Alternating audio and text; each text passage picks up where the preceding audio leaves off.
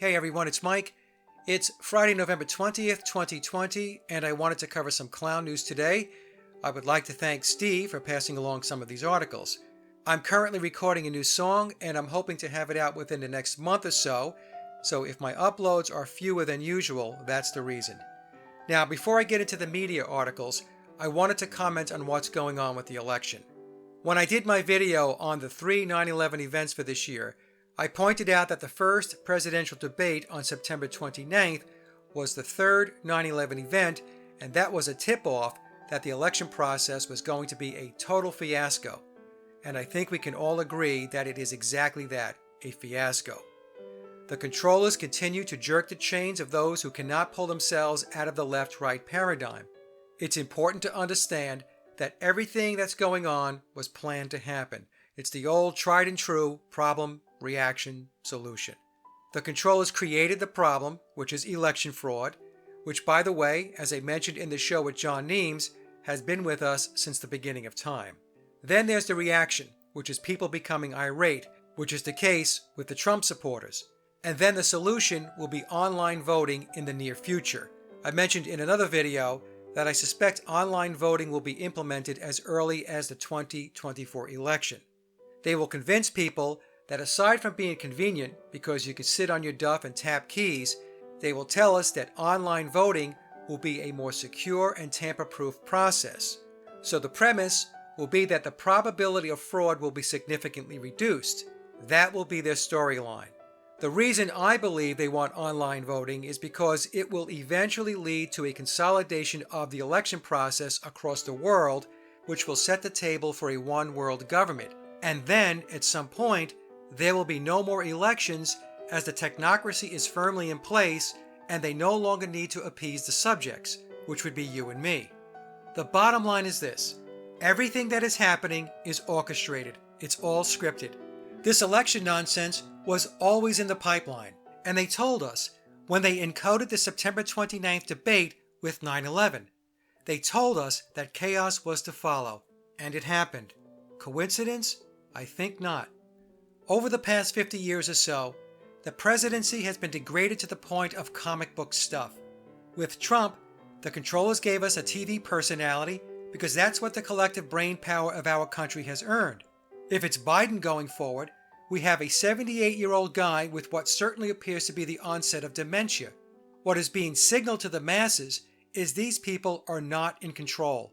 They do not run anything. Look at the clowns in Congress. These people are absolute fools. But at the end of the day, it doesn't matter who sits in the White House. So if the election results are reversed and Trump wins or Trump doesn't concede and move out, the end result is the same because for the last 150 years, since the Act of 1871, both Democrats and Republicans were rowing the boat in the same direction to take us to this point in time, with the controllers looking to spike the ball in the end zone. So whether it's Biden or Trump in the Oval Office makes absolutely no difference because they have bosses. And because they have bosses, they have a job description. And job one is to implement the one world government technocracy.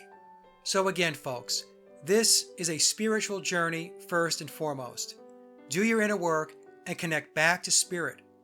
And keep in mind, the physical world is here to teach us what existence is like when we are not aligned with Source. We came here to learn from this experience and to grow our spiritual wisdom so that we may transcend the shackles of illusion. That's it for the commentary, folks. Let's move to some clown news. Okay, so the first article is actually a PDF, and the link will be down below in the description box, and it's titled Dark Winter. And we've heard Biden use this term a number of times. And Dark Winter was a bioterrorism exercise that was held at Andrews Air Force Base back in June of 2001. Now, I'm not going to spend a lot of time on this. I'll just give you the high-level narrative. But basically what Dark Winter is a bioterror attack where smallpox is unleashed. And the document goes through scenarios on how the population is going to be vaccinated or revaccinated to avoid a large death toll. So, I'm thinking maybe that when Biden's talking about dark winter, they're talking about some kind of bioterror event, staged event, where they're going to try to put the CV vaccine over the goal line. So this could very well be a scenario. Okay, so again, the link is down below. You can take a look. Then there was this interesting article where back on November 13th, Biden becomes the first Democrat to win Georgia since 1992. And this comes from CBS. Now, we know that many of these propaganda outlets have not called Georgia for Biden, and it's highly contested. But it is interesting to see how some of these outlets publish whatever it is they want to publish in order to shape the direction. So this article says that CBS News projects that President-elect Joe Biden has won Georgia, making him the first Democrat to do so since 1992. Although his 14,000 vote margin was narrow enough to trigger a hand recount, it's not expected to change the outcome. Okay, so the propaganda is hot and heavy, and it's coming full steam ahead. The next article comes to us from CNN Health. COVID-19 has killed 250,000 people in the U.S. That's 10 times the deaths from car crashes in a year. And of course, we've covered this many, many times before, where the number of deaths is completely fabricated. We know that they have doctored death certificates. So we know they have twisted the arms of hospitals, hospice, and funeral homes, and this goes back months ago, to entice them, that's a nice way of saying it, to code death certificates with CV. Let's move to the next article now.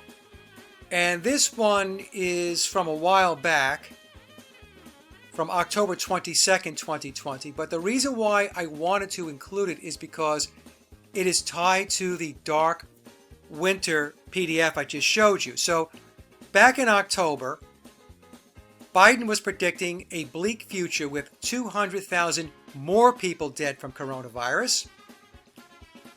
Democratic presidential candidate Joseph Biden opened the final debate with President Trump by predicting a quote-unquote dark winter and a bleak future with another 200,000 deaths from the coronavirus pandemic. Biden said that Trump doesn't have a plan. There's not a single scientist in the world who thinks it will be over soon. Mr. Trump responded with a more upbeat view of the scientific response to CV, including improved life-saving treatments and a vaccine that is in the pipeline. So one of the things we have to remember with Trump is that he continues to push vaccines and the pharmaceutical industry. Then we have this article, again from CNN. Nurse who watched her father fight CV in her own ICU wants people to know the virus is real.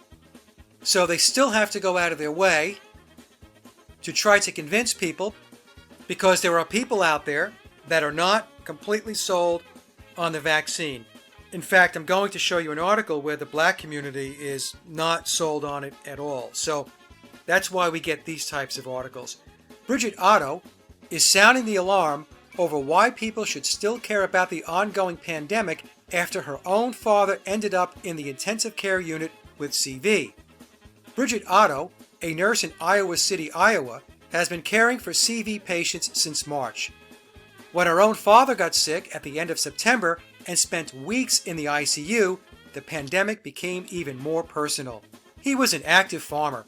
He was climbing up and down grain bins and out of equipment to, I can't move my hands and legs.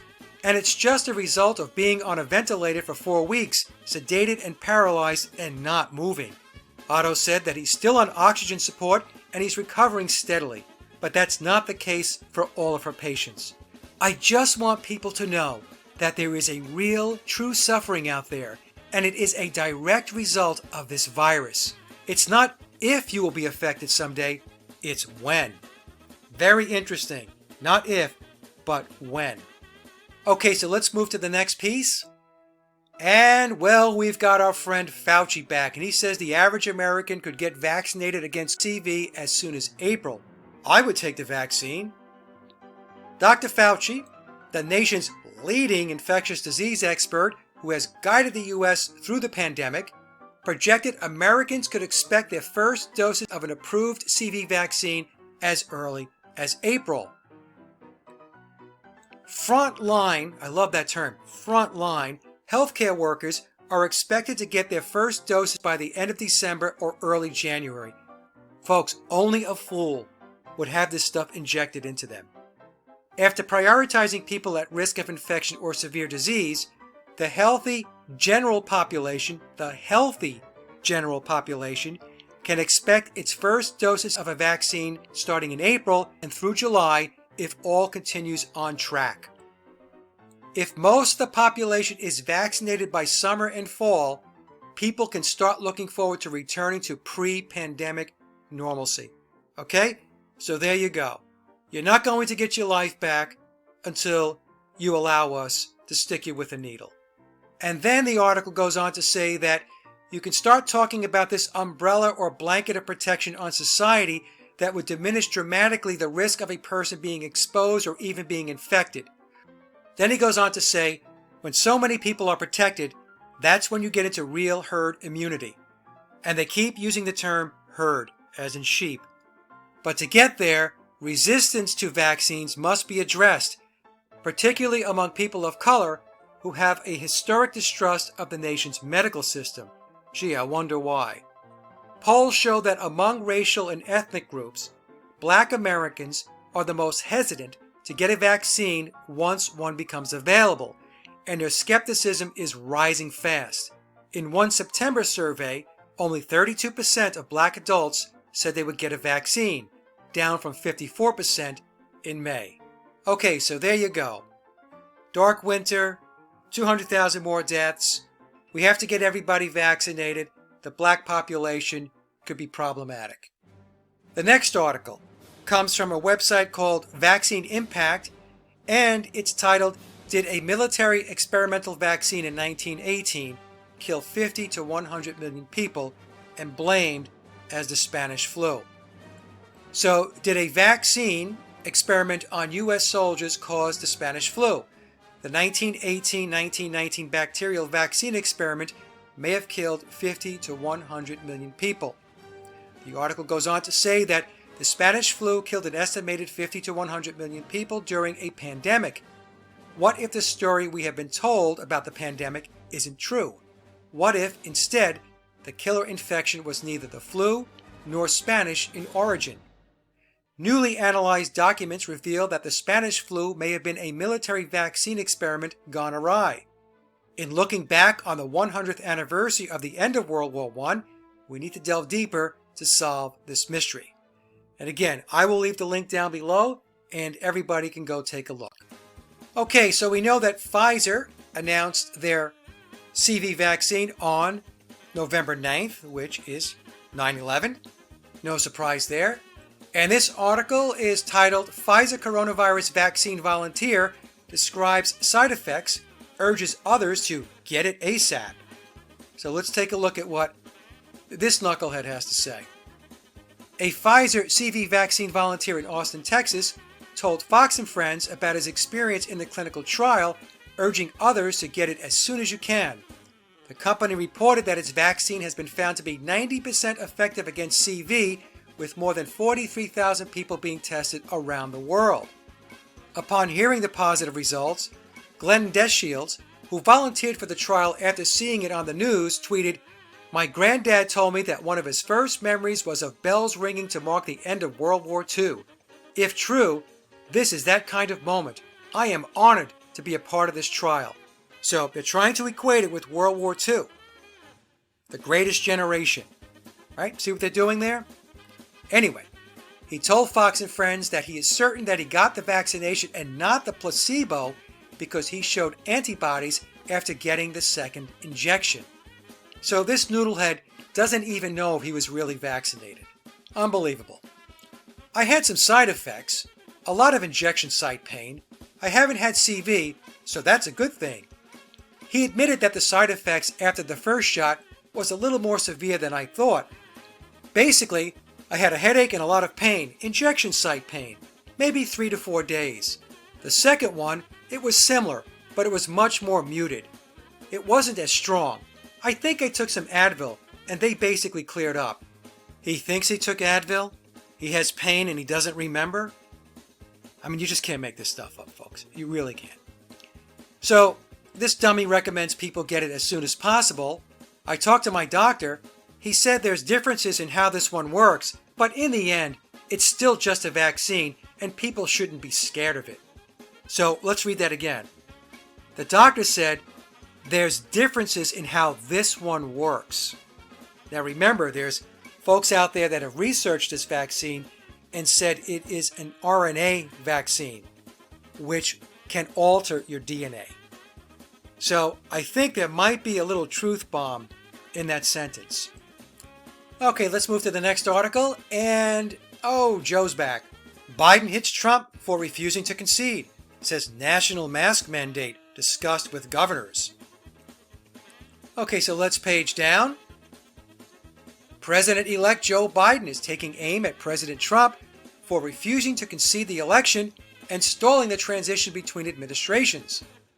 Biden said that Trump is being totally irresponsible and sending an incredibly damaging message to the rest of the world. Okay, so more puppet show theater, and Joe is looking for a national mask mandate. Okay, so to kind of wrap up here, I wanted to take you to the World Economic Forum. This is where I tell folks, if you want to know what's in the pipeline and what's coming, go to this website. All New World Order stuff. They're giving you videos, articles, the whole 9 yards, just telling you everything. As an example, here's everything you need to know about the Pioneers of Change Summit. So what is the Pioneer of Change Summit? Well, the Pioneers of Change Summit will take place on November 16th through the 20th. It will bring together more than 2,000 leaders from governments, business, and civil society from more than 90 countries. The key thematic areas include sustainable production, digital business models, urban innovation, health systems, new financial technologies, and the fourth industrial revolution.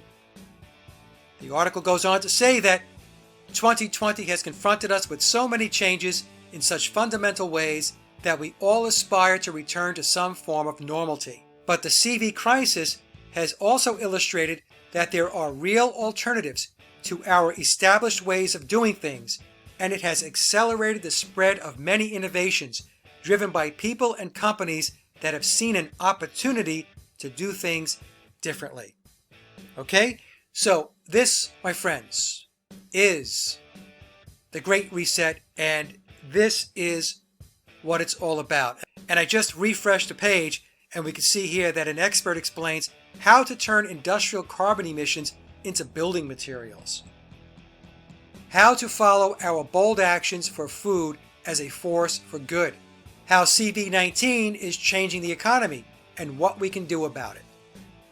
So it's these types of posts and articles where you will just get tremendous insight as to where they're going. AI-powered learning tools are on track to transform the modern workplace for good. Okay? I will end it there. All the links will be in the description box below.